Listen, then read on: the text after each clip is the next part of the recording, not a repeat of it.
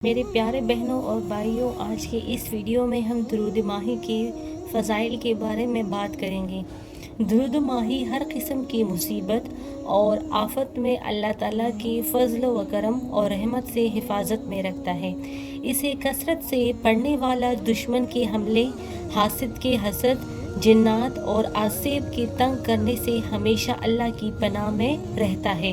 یہ درود شیطان کے وسوسوں کو دور کرتا ہے۔ جو شخص اسے روزانہ بعد نماز فجر 111 مرتبہ پڑھے گا، اللہ تعالیٰ اس کی حفاظت اور عزت افزائی کے لیے غیبی مخلوق سے ایک فرشتہ مقرر کر دیتا ہے، جو ہر لحاظ سے درود پڑھنے والے کی حفاظت پر مامور رہتا ہے۔ جو شخص ہر نماز کے بعد 4 ماہ تک اسے 1 مرتبہ پڑھے، وہ ہمیشہ کے لیے لوگوں میں باعزت ہو جائے گا۔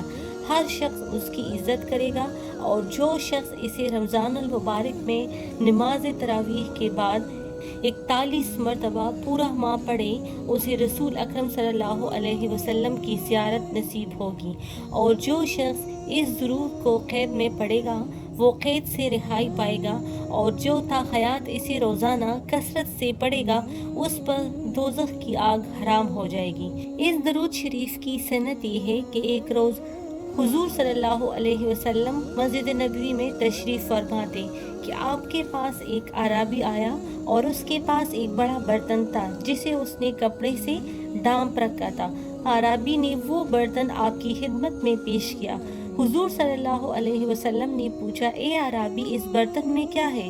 اس نے عرض کیا، یا رسول اللہ صلی اللہ علیہ وسلم، 3 دن سے اس مچھلی کو پکا رہا ہوں مگر یہ بالکل پک نہیں رہی، اس پر آگ کا کچھ اثر نہیں ہوتا ہے۔ اب آپ کے پاس لایا ہوں کہ آپ صلی اللہ علیہ وسلم اسے اچھی طرح جانتے ہیں۔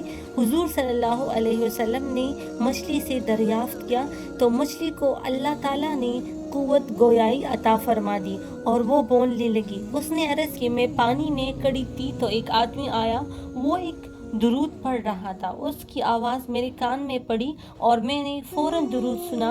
حضور صلی اللہ علیہ وسلم نے فرمایا کہ اے مچھلی، وہ درود پڑھ کر سنا۔ چنانچہ اس نے پڑھ کر سنایا۔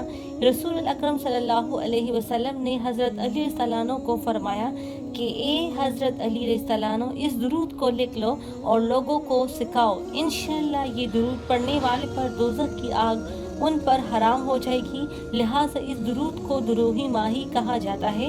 اس درود پاک کو کثرت سے پڑھیں، انشاءاللہ اللہ تعالیٰ کی رحمت سے انسان کی تمام مصیبتیں، تکالیفیں اور جو پریشانیاں ہیں اس سے انسان کو نجات مل جائے گی۔